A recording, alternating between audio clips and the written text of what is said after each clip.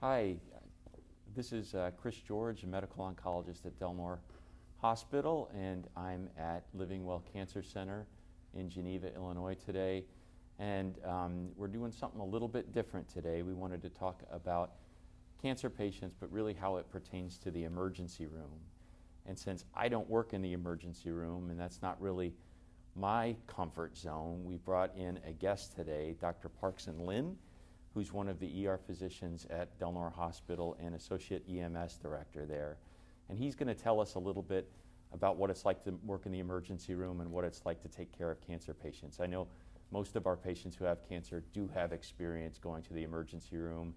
Probably some questions, some fears, concerns, good experiences and bad, so we're going to talk it through.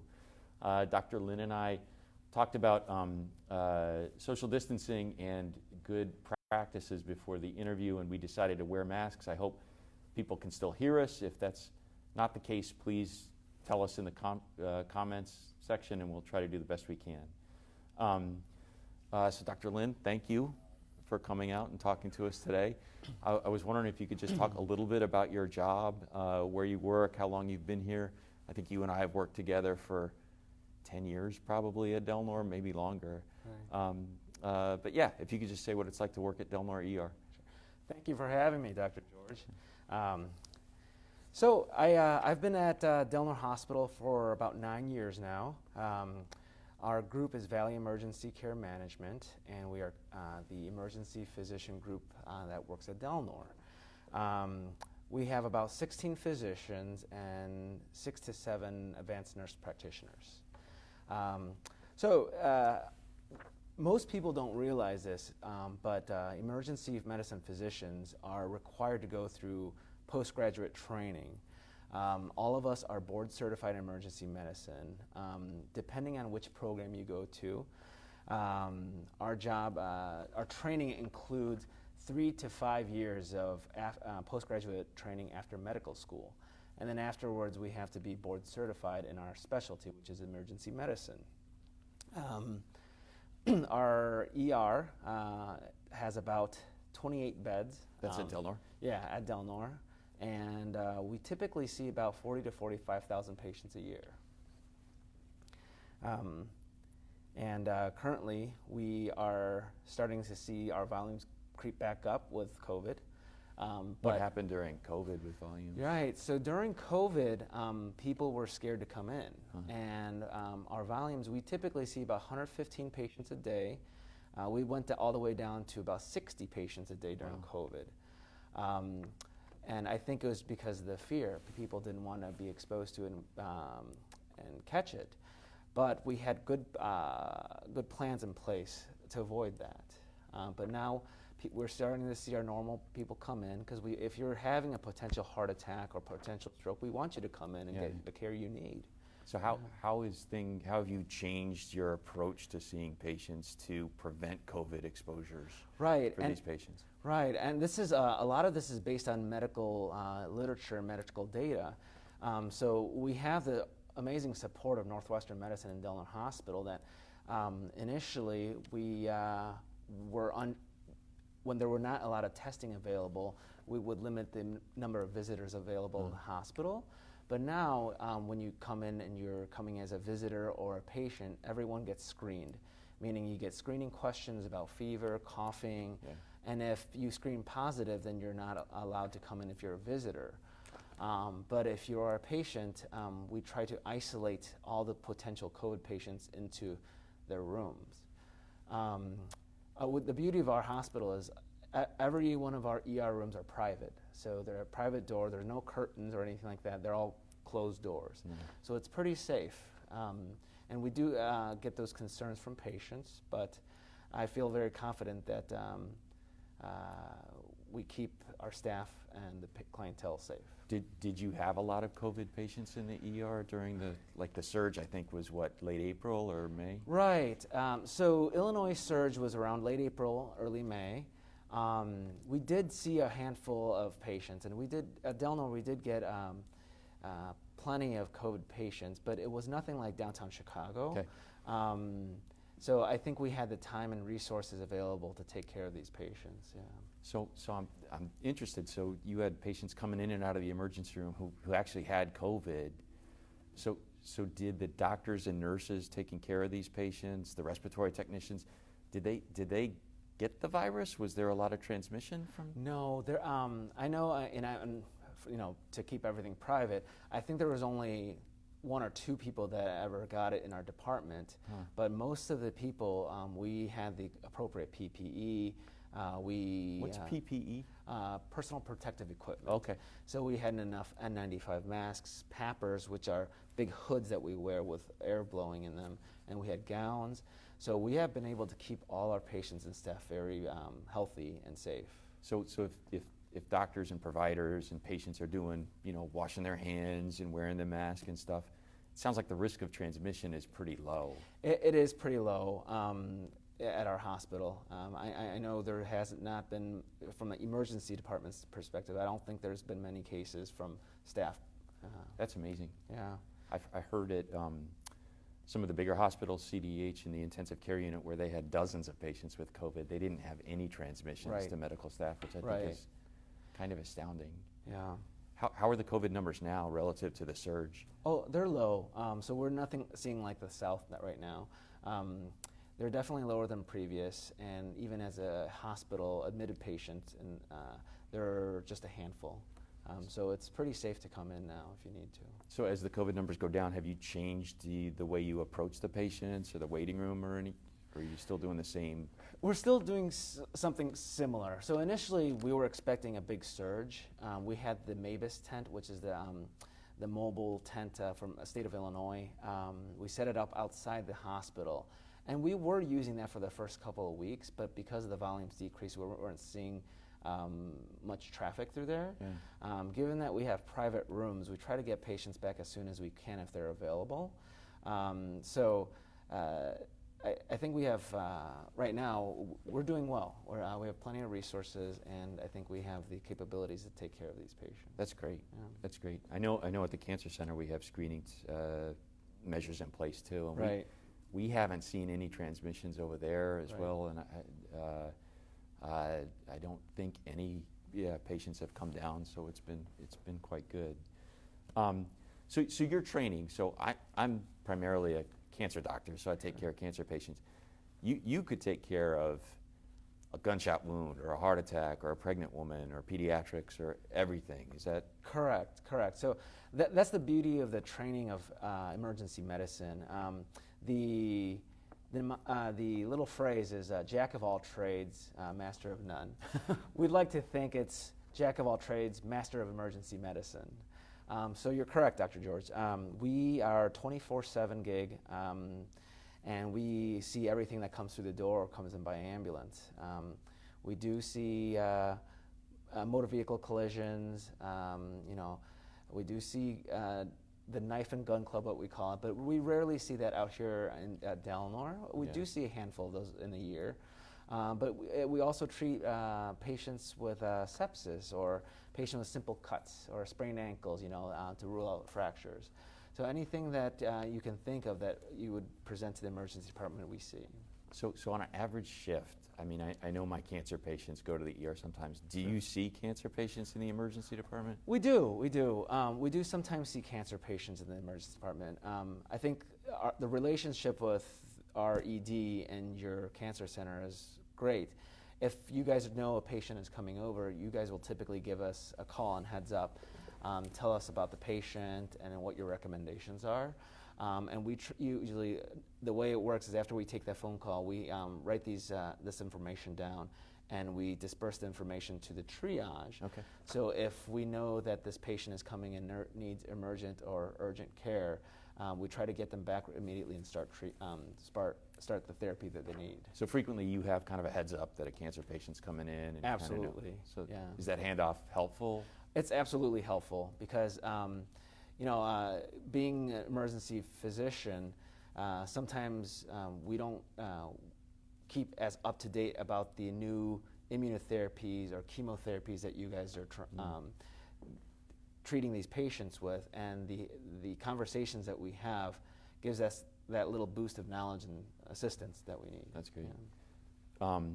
So in the cancer population, can you give me an idea, what are these people coming in with? What kind of problems might a cancer patient have that would require care in the emergency department? So I think sometimes we see patients with what's called neutropenic fever.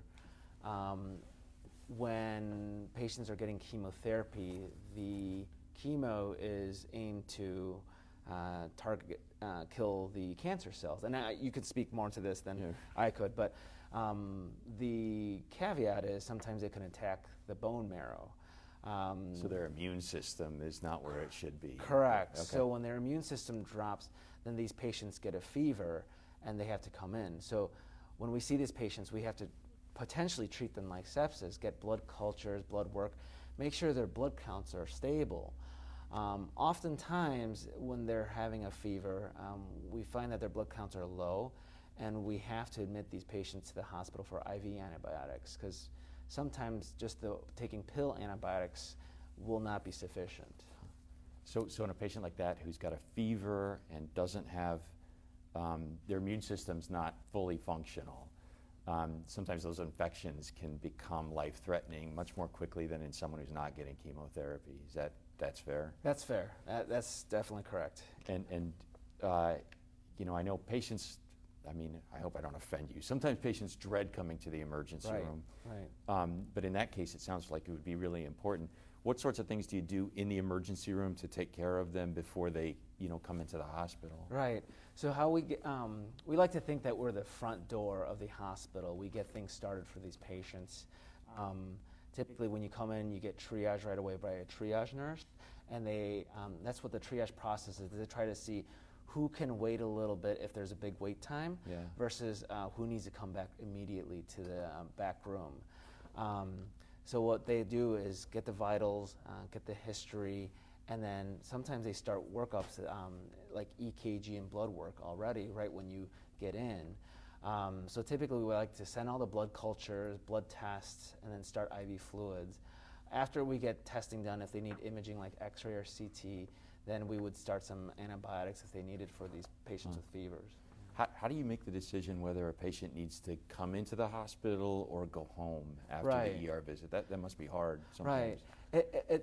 A lot of it depends on the diagnoses of the patient and also how the patients look. Sometimes patients can look great and their vitals and the lab tests look great and they prefer to go home because they have a good support system and they would rather stay healthy outside the hospital. And that's very reasonable. Other times patients' vitals could be borderline. Their heart rate can be really fast from the fever or for the infection. And their labs can be, especially in this case, if their blood count is so low, we need to bring them in to ensure that they do not get worse at home. And when you have to make that decision, it sounds like you talk to the patient and kind of see what they're comfortable with and going home or coming in. Are there other doctors that are involved in that? Is the cancer doctors involved in? Absolutely. Like I said, most of the time you guys will give us a heads up if you know they're coming, but sometimes the patient will come in by themselves at 2 in the morning without notifying their physicians. But when we had a patient that's a cancer patient coming in the emergency department, majority of the time we will call you guys because you guys are already involved in the care, and also their primary care physician or hospitalists and internal medicine doctors are involved as well. If needed, we do get specialists on board. We could get surgeons involved if this was a surgical complication, or there's pulmonologists. Sometimes lung cancer patients will need lung specialists to take care of them. There are other specialties that we often involve as well. So it sounds like what we've been talking about is when you see a Delnor patient who's getting their cancer treatment at Delnor, do you see patients from other hospitals or other geographies that maybe don't get their cancer care at Delnor? We do. The thing about Chicagoland is there are so many different systems, and downtown there are a lot of university settings where they're doing research and research medications. So we do see these patients from time to time, but the nice thing about modern technology is at Delnor and Northwestern, we use a computer system called Epic. A lot of other healthcare systems use Epic or communicate with it. So sometimes we're able to use a sync and look at their chart already when they come in. So that is more convenient because a lot of times some patients, when they come in the emergency department, a little stressed, a little overwhelmed, or they're too weak to talk to us, you know. So we're able to sometimes pull up this information, and it can be very helpful. So we get, I'll tell you, when I'm on call, I get calls from patients all the time, cancer patients, who usually the question is, should I go to the emergency department or not? And then if we decide, yeah, probably, sometimes the follow-up question is, should I drive to Delnor or should I go to my nearest emergency department? And sometimes that's a hard question. We're not sure how to answer it. Right. So if you feel like you have a bad emergency, like you cannot breathe, your chest pain is hurting so bad, or that you're too weak, oftentimes you may want to go to the nearest emergency department. Yeah. Obviously, if you're feeling really short of breath and you feel like you cannot even drive, then calling 911 is the best option. Yeah. And then a lot of the paramedics will assess you to see if you're stable enough to go to the closest versus your preferred hospital. Typically, they like to go to the closest hospital just in case your vitals become unstable in the transfer. But oftentimes, if you're able to talk to your doctors and they feel good enough, typically the best care is going to your hospital, such as if you're getting care at Delnor, to come to Delnor, because it's continuity of care. Yeah. Your oncologists know you, your physicians are there. If you've had any surgical procedures, your surgeons know the care of that. So if you're stable and you feel good enough to make it past your local hospital to come to us, we'd be happy to take care of you. Yeah. So can you expand on that a little bit? Sure. Because I know you're involved with EMS, and like I said, having these conversations on the phone with cancer patients at home, sometimes they don't want to call EMS because they'll say, you know, I want to come to Delnor, or I want to go to Edward, or I want to go to CDH, and they don't want to call EMS because EMS is going to pick what hospital they go to. Right. So that's a great question. So typically EMS will triage the patient when they get on scene. Okay. The paramedics will see how your vitals are, and based on what the complaint is, meaning if you're having difficulty breathing, they might be more inclined to bring you to the closest hospital, just because with difficulty breathing, that's the one symptom that can decompensate quicker. Most of the time in our region, the hospitals are so spread out. You know, the closest hospitals are all around 10 miles away, 7 to 10 miles away. Yeah. And the fire departments typically have to stick to within their district to take to the closest hospital. Okay. Because if they go further than their local hospital and there's another call for 911 right after, it's harder and takes longer to get back. Got it. Can you talk maybe to any patients that are watching, like when they start to feel bad, you know, what are maybe some of the signs, you already alluded to this, that, you know, maybe this is a 911 call as opposed to, you know, trying to track down a physician to discuss things? Right. I think in general, and not just about cancer patients, if you have excruciating chest pain and you feel like your chest pain is bad enough where are you good enough to drive? And you feel like you're not good enough to drive, that was a 911 call. Okay. Sometimes if you faint and you're really weak and having a hard time getting up, that's definitely indicative of a 911 call. Now, if you have a mild asthma attack or just a little bit of difficulty breathing, and you feel like you can make it and walk from the parking lot into the ER, then I think that's adequate. Yeah. Yeah, a lot of patients will have different thresholds in who calls 911, but that resource is there if you ever need it. Okay, that's really helpful. I want to go back a little bit. You talked about patients getting to the emergency room who are weak, maybe not even thinking clearly or not feeling good. I'm wondering, from a patient care standpoint, when you see this person who's sick, a cancer patient, what are like the key pieces of information? I mean, some of these patients have a chart that's probably this thick. Right. What do you need to know, you know, quickly to take care of those people? Right. So typically, for cancer patients specifically, I generally want to know what organ system's involved. You don't have to tell me that it's a specific cell of cancer. So if you're being treated for lung cancer and it's a primary lung, that'd be helpful. Or if you're having a colon cancer that's spread to the lung, that'd be helpful. It's a colon cancer, but it's spread to the lung. So patients should know what kind of cancer they have. Correct. And sort of where it is, what parts of the body it's affecting. Correct. I think that'd be helpful for us in terms of what tests we order and what immediate medications you would need. Okay. Also, something else would help is to know roughly when the last time you received treatment, such as immunotherapy or chemotherapy, or if you're on daily oral medications, because we want to know when these medications, have a peak and a trough, meaning when they're most effective and when they're least effective. That would be helpful as well. Do you encounter patients who don't know what kind of treatment they're on or the names of the medicines? We do, and oftentimes, sometimes patients have delirium, meaning if they're ill and they're very dehydrated, it can affect their brain. So sometimes they can be confused and not give us much history. And that's when we rely on family members. Sometimes if they're not available, we'll call them, or we can call the oncologist if you guys are taking care of them.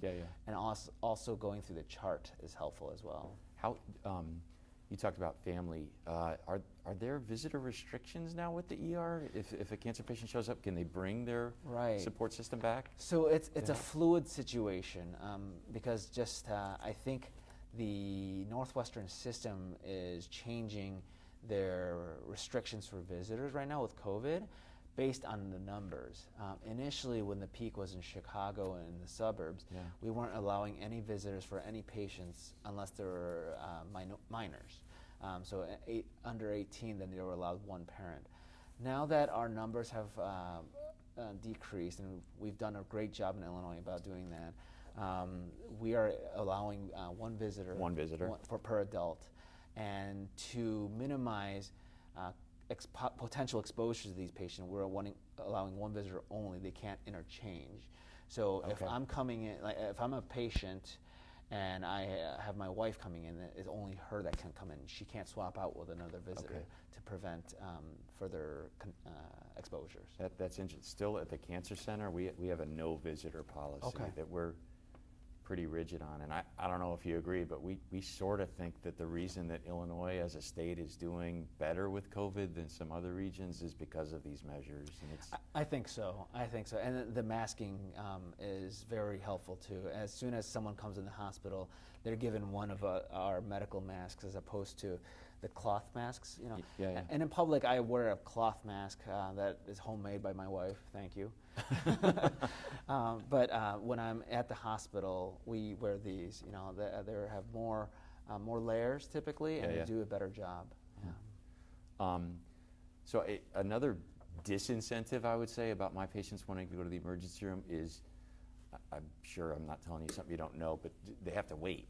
Right. The wait times. Right.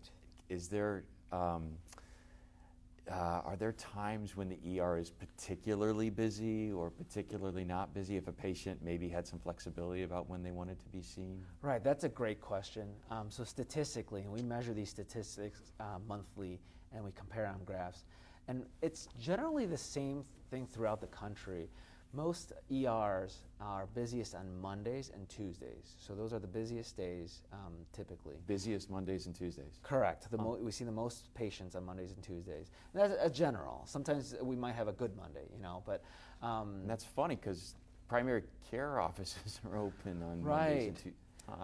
So I don't know if there's a correlation with weekends. Patients just want to relax and they don't want to bother their doctors, and they try to prolong it, and then they say, we can call my doctor on Monday, and then they get sicker, But statistically, strokes are more common on Mondays. And is that right? I think that was what the statistic was, and I was graduating residency. That's funny. Yeah. I wonder if it has something to do with the cortisol levels, Yeah, maybe. But... hungover people. Yeah.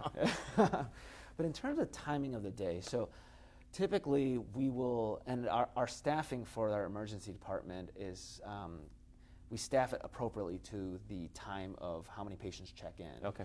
So we'll start seeing a ramp up in patients around 10 a.m. And there'll be 2 patients checking in an hour after 10 a.m. and then it ramps up to sometimes 4 to 6 patients an hour.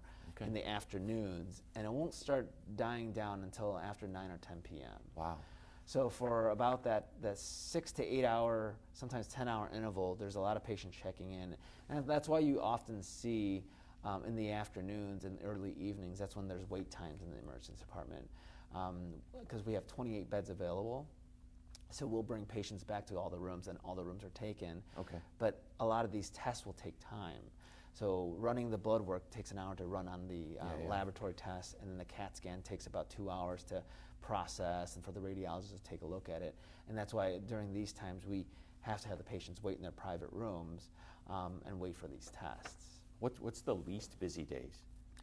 Ooh, that's tough. It seems like every day is getting busier now, but Right. I think honestly maybe Sunday or Saturday might be a little less busy. I would have thought Saturday and Sunday would be the busiest, honestly. Right. That's So I think in Del Nor specifically, in the evenings and Fridays and Saturday nights, you do see more of the party goers come in. Lifestyle-related lifestyle-related emergencies, correct. Or like you're hosting a dinner party and you get a cut on your finger, Okay. because you're cutting your roast, Okay. and you come in for a cut. But like you said, lifestyle or social choice. Friday and Saturday nights are more of those cases. But usually I think Saturday afternoons or Sunday afternoons are a little less busy. Yeah. But it's still unpredictable. Yeah, Oftentimes because we don't take appointments. We see first come first serve. But it's not just first come first serve. If you're sicker with a heart attack, we're going to take care of you first over the cut on your finger. Yeah, you have to. Yeah. So just thinking about cancer patients, thinking about the wait times and having to drive and so forth, patients who maybe would prefer not to be managed in the emergency room, do you see situations or problems with cancer patients that maybe could be more efficiently treated somewhere else? You mentioned fever. That seems like an emergency room Right. thing. Not thinking clearly, chest pain.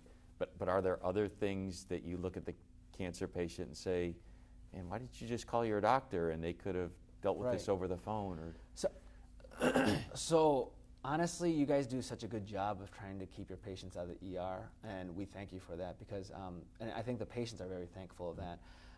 We don't see that much of, oftentimes when I was working at other facilities, patients on chemo or getting aggressive treatments have a lot of vomiting and become very dehydrated. We don't see that much at Del Nor because you guys have infusion at your cancer center.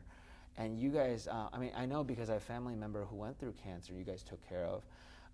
The regimen of antiemetics, like anti-nausea medications, was amazing. So you guys do try to keep patients out of the ER as much as you can. Sometimes pain control, we do see patients with, unfortunately have metastatic disease to the bone, and that can be very, very painful. Right. And sometimes they just need to come in for a couple doses of IV medications, and they feel great. And then we can talk to you guys and increase their pain medications.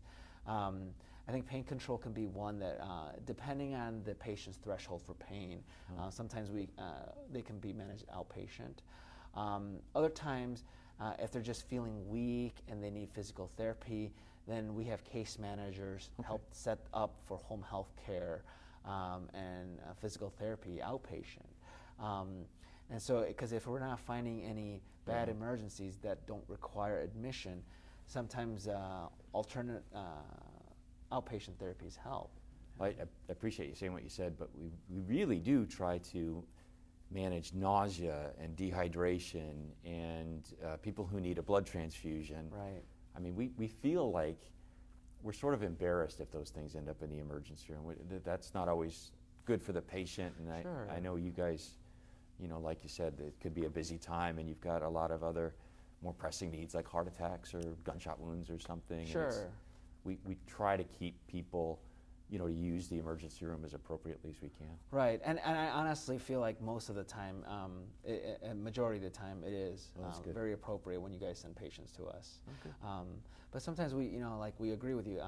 Sometimes if the patient's in the evening or late in the evening just needs a couple units of red blood, and then they're feeling great, they want to go home, we send them home, you know, Okay. and of course, working with you guys. That's awesome. You know, I'm wondering if anyone who's watching has any questions. The one question that I have is, if a patient is 2 in the morning and they're debating if they should go to the ER and they feel like they need to go, should they be calling their primary care, like Dr. George? Should they be reaching out to the on-call physician to let them know that they're going to the ER, or should they just head to the ER? Well, I don't know if everyone heard, but the question is, when should you call your doctor to ask about going to the ER? And I tell my patients, call anytime about anything. If you call and say, I think I broke my arm, I mean, I can't help you with that, but I can tell you who can. I can give you advice on who to call. So if the patient has questions or they're debating whether to go, by all means call. Now sometimes, you know, a patient will call me and say, I've got a fever of 100.2, but I feel pretty good, and we'll talk it through and say, you know, why don't you take some Tylenol, stay at home, and we'll see what happens. And I will tell a patient, now if you call me back and your fever's up to 103, here's what I'm going to tell you. You're going to have to go to the emergency room. If you want to call and talk about it, that's perfectly fine, but you know, if you're getting worse, you got to go. But a short answer to your question, I think, is if people have questions, call the doctor. That's why we're on call. That's what we're there for. Okay. Parkson, do you? Is there anything else that you want to? I'm out. You've been very informative and enlightening. Is there anything else you wanted to tell patients about the emergency department? Yeah, you know, I think the message is we're always there for you if you guys need us. We're there 24/7, and if you guys feel like you have a true emergency, please don't hesitate to come in or call. Obviously, you can always call your doctors first, but sometimes there are cases where you don't have time and you feel sick enough to come in. Please do. Don't be hesitant. In terms of COVID, we isolate the COVID patients right away into private rooms. We mask everyone and make sure in the waiting room there's 6-foot distance if there's a wait. So it is safe to come in. We'd much rather you come in and everything be okay and discharge you than have you come in too late and you're extremely ill now, and now we have to get critical care, life-saving measures involved. Yeah. Well, thanks so much, Dr. Lin. That was really great, and I so appreciate what you said about COVID. I mean, that's really reassuring about how we've dealt with the crisis. Yeah. Well, thank you for having me. This is great. Thanks.